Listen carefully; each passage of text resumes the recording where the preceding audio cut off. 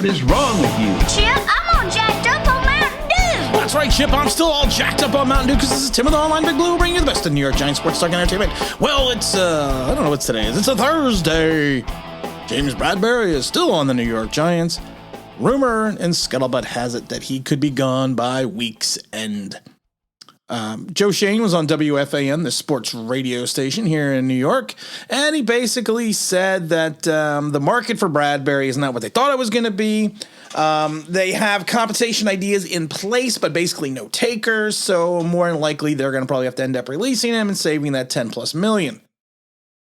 Not the best case scenario, but as more and more time goes by, and more time is passing, getting towards the beginning of training camp, you are going to have less and less value for Bradberry unless you try to hold on to him and there is some type of injury.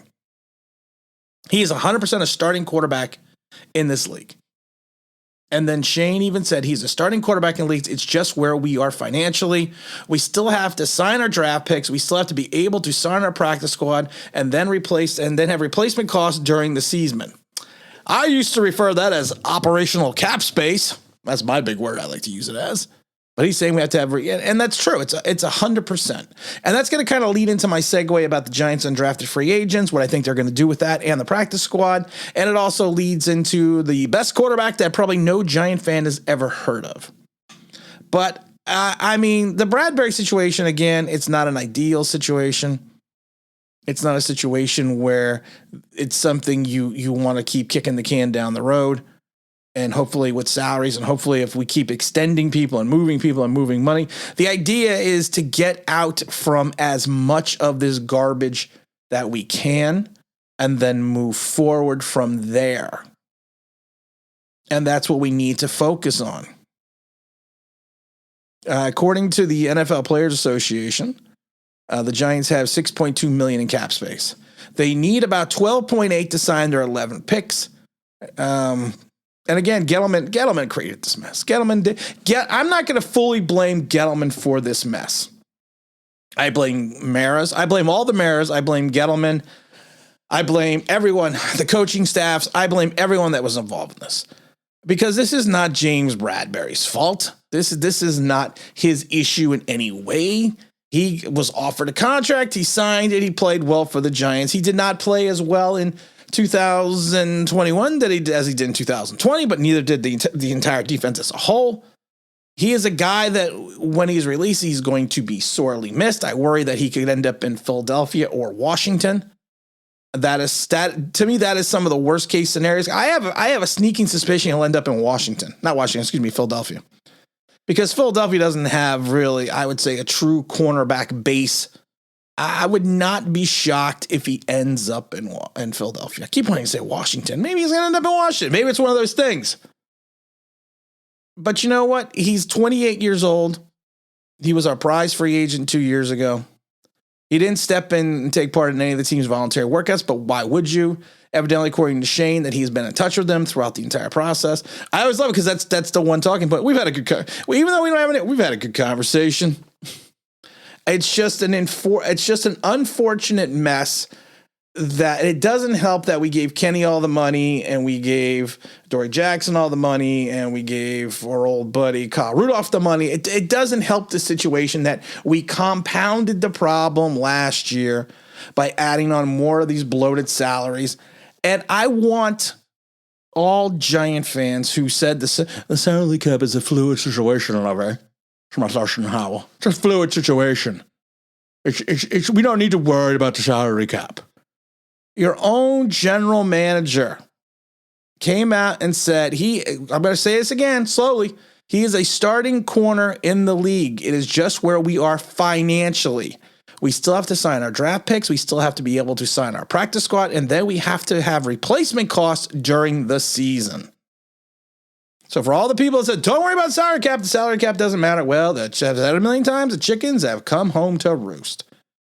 Now, the New York Giants have been delving greatly into the undrafted free agent market. Rightfully so. There's a huge list of guys that we're bringing in, not only as undrafted free agents, but for tryouts as well coming up next week, because we have the unofficial, I guess not official, we have the rookie minicamp coming up next week. I could sit here and read you the entire list, but it is a very long and illustrious list. And a lot of these guys probably aren't even going to get signed. I would say probably the majority of them aren't going to get signed because you can only carry a certain number of people going into the season, into training camp. Two guys I wanted to poke at a little bit. Christopher Hinton out of Michigan. He was a 5-star recruit a couple of years back. I'm kind of surprised. This is a guy that I was kind of surprised even decided to come out of college. That he would come. Yeah, he did come out of college, but I was kind of surprised that he came out when he did. He's a defensive tackle. Defensive tackles, you know what? I always think certain linemen, I always think you can find a defensive tackle later in the draft or even as an undrafted free agent. He is a guy that his first 2 years at Michigan, would you say they were stellar? No. But you got two guys on that team that took a lot of attention away from him. But I feel that if you actually go back and watch some of his film at Michigan, he was kind of a presence in the interior of that line. He showed that he could go through his blocks and attack the quarterback. But what I think we need him most to do, or what he needs to do mostly, they mostly come at night. Mostly. It would have been funny if I had that sound effect, but I didn't have it queued up. But what I need him to do the most of is clog up the middle. Be a space guy. Be a dirty work guy. Be a Dalvin Tomlinson guy. He had 33 tackles last season. He is a guy that, again, I don't know if he got bad advice from an agent or if he just got bad advice at all, but he's a guy that could have used another year in college. Because like I said, his first year was COVID impacted. And his second year, like I said, he didn't, I don't think he lived up to expectations. No, he didn't live up to expectations, but like I said, it could, Michigan's loss could be the Giants' gain. He's a kid that I think is athletic enough to play that Dalvin. We need a guy to play. I love it because we had a guy to play the Dalvin Tomlinson role. His name was Dalvin Tomlinson. But we need a guy that can play that Dalvin Tomlinson role. Do the dirty work. Because if you're going to go into this 3-4 attacking style defense, you need a true nose tackle. You do. People can call them the defensive tackle, whatever you want to call it, but it's a nose tackle. Back in the old day, in the 3-4, you had two defensive end, the nose tackle, two outside linebackers, and two inside interior linebackers or middle linebackers. So it would be truly a nose tackle position. Another guy that I was looking at on this long list, another guy that I was surprised that did not get selected is the cornerback Evans out of LSU. I was a little shocked that he didn't go maybe in the lower half of the draft, maybe in the 7th round. The kid's 6'3", 180 pounds.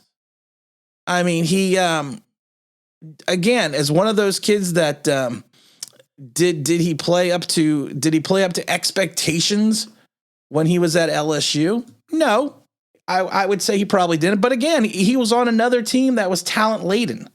Now he came over as a transfer from Nicholas University, where he spent 2 years before he came over in 2022. He saw a lot of action last year due to injuries. Now he appeared in 22 games, and he started 6 times at corner. He has career stats of 33 tackles, 4 pass breakups, 3 quarterback hurries. He earned all Southland Conference honors as a sophomore at Nicholas. Graduated from Nicholas at the spring in 2020, and has a degree in I don't know what he's got a degree in, interdisciplinary studies. I have no clue what that is. He had a pretty good, like I said, senior season. Or I guess what would be considered a senior season because he was a 4-year player. Appeared in 13 games, starting 5, recorded 27 tackles, 4 pass breakups, 3 quarterback hurries.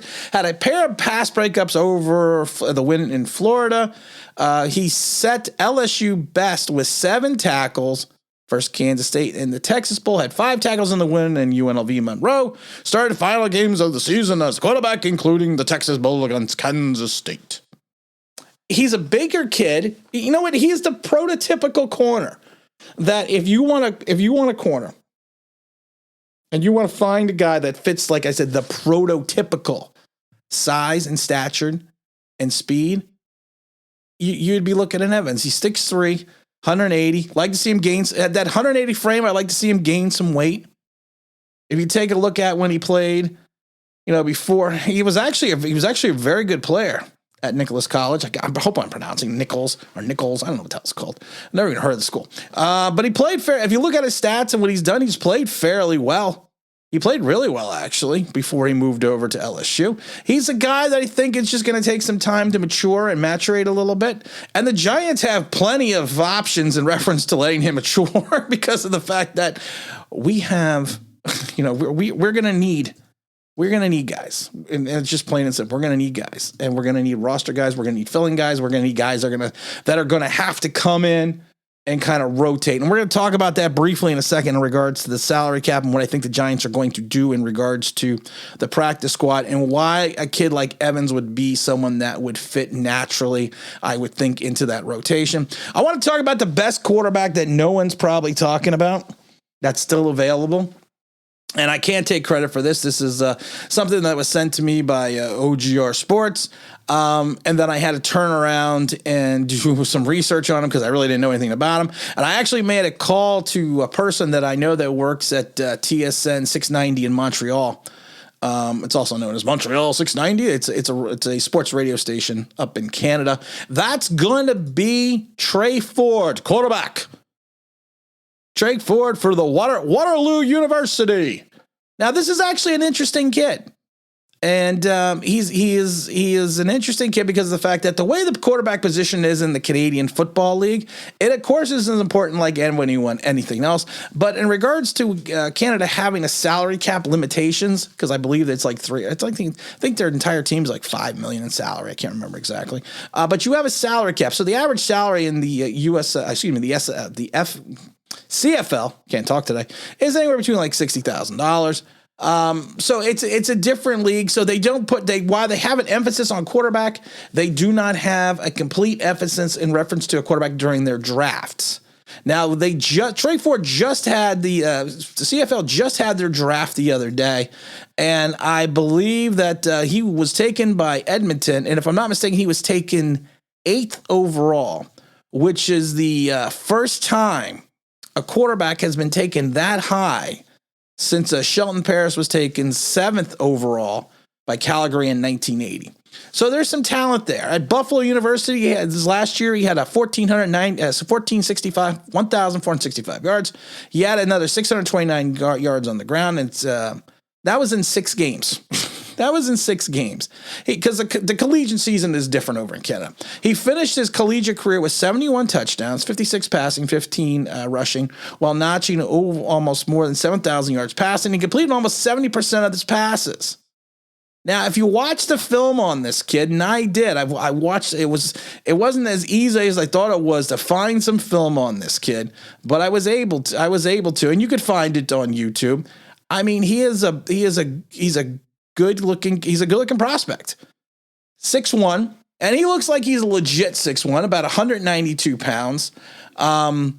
He's got a cannon for an arm, and he's got some speed. He ran a 4.45. He ran a 4.45 at Buffalo University's pro day. If he would have went to college in the States, he probably would have been taken somewhere in the 3rd or 4th round, I would think. But since he played up in Canada, he ran a 4.42 at his pro day. So, I mean, he's a guy that's got some speed. He's a guy that has some ability. He completes some passes. If you actually watch him play, he's got a nice fluidity to him in reference to his passing motion. He's not very jerky. One of the things that I will say is he has a tendency to run more or think about running before he throws. I mean, he's more of a scrambling quarterback. He is a project type quarterback. Now, the interesting thing is the Giants invited him to their rookie minicamp. I'm not sure if he's going, only because of the fact that he's also been invited by the Baltimore Ravens. Now, honestly, to me, the Baltimore Ravens would be a better fit for this kid than the Giants. But I'm sorry. Let's see here. Do I have his? Well, I'm trying to read this email my friend sent me. His speed was faster than anyone at the NFL Combine. He's 6 feet, 199. He performed well at the CFL Combine. Let's see. He recorded 17 reps at 225 on the bench, was 6'8", 5'3" on the 3-second cone drill, and has a 35.5-inch vertical leap. He was invited to the Giants and the Baltimore. I'm reading an email from my friend. He was invited to the Giants for the Baltimore Ravens. Big, strong-armed kid has a tendency not to see the complete field right now and has more of a tendency to take off and run than anything else, but he looks like he has good ability. I was also just reviewing some of the things that he sent me about him from the actual scouting report. His weaknesses: must start going through his progressions before he turns to run, needs to learn how to slide to avoid the big hit, carries the ball somewhat loosely when scrambling, needs to add weight. He is an elite athlete, a well above average arm, accurate, protects the ball well. I mean, I think that's, like I said, he's an interesting prospect. He's also a guy that completed over 70% of his passes in college. If you do watch the game, he does have a tendency to take off. He does. But again, that's something I think that could be coached. And also in the Canadian League, and also if you watch Canada football in Canada, that's kind of the way they still play. I mean, but like I said, I hope that he attends the Giants camp, because I would be curious. I would be curious to see where he could fit against elite talent. And I think that would be interesting. I think he deserves consideration to take a look at the NFL. I wouldn't be surprised, like I said, if he goes to Baltimore, but I think he's gonna have a lot of options in the NFL. Some people compare him to Russell Wilson. I haven't watched enough tape on that to make that type of comparison, but like I said, if you're looking for a good project quarterback that you could potentially stow away on your practice squad, I think Trey Ford would be a good answer. I also want to talk about the practice squad for a second. I know this video ran a little long today. I find it interesting the way the Giants are going to have to run this season, because we don't have the cap space. And you take a look at all, I have a feeling, this is just my thought process, I have a feeling that the Giants are going to sign or have on their roster a bunch of rookie undrafted free agents and some other guys that are going to be low end in reference to salary. I don't think they're going to go with veteran minimum guys. Because of the fact that I think it's going to cost too much. I think they're going to go with rookie minimum guys. And what they're going to do is, I think for those final 4 spots on the roster, and I'm talking from 49 to 53, I think they're going to use that as kind of a rotational basis with their practice squad to help save salary cap money, so they can make those salaries interchangeable and moved around a little bit. So you have the ability to have the flexibility and the operational cap space that Joe, Shane, and I have both been talking about. So I think that's something to look out for, the number of guys that are going to be undrafted free agents or rookie free agents coming into this team. Because like I said, you can use those salaries at rookie minimums and create operational cap space by rotating those guys off the final 4 roster spots. Just my idea. And again, this is Tim with the Online Big Blue, bringing you the best in New York Giants sports talk and entertainment. And as always, if you can maybe subscribe, if you ring that bell, that'd be awesome.